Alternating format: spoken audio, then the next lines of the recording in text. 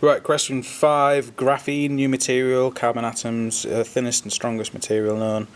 Graphene has a high melting point and is an excellent conductor of electricity. Part of the structure of graphene is illustrated in the diagram. Excuse me. Question A1. Deduce this crystal structure shown by graphene. Well, as you can see, it's giant. There's bonds between them. They are all the same atom, so they are non-metals and therefore giant covalent lattice.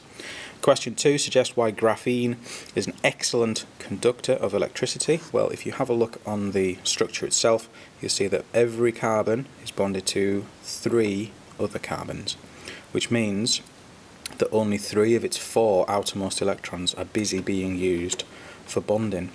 Therefore, we have a free electron, and that free electron is able to flow, and that gives it its ability to conduct electricity. The last question excuse me, is explain in terms of structure and bonding why graphene has a high melting point. Well, the reason for this is because in the structure itself we've got only covalent bonding. You require a lot of energy to overcome those covalent bonds, and therefore you've got a very high melting point. So in summary, question 1, type of structure is giant covalent lattice. 1 mark. Question 2, you need to say that it has free electrons for 1 mark, and that's because each carbon only bonds to 3 other carbons, and therefore one electron is free to flow.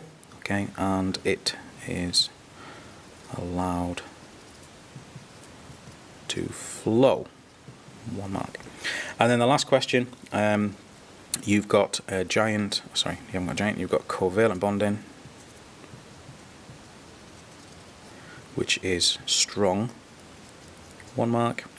And therefore you need lots of energy to overcome, hence high melting point.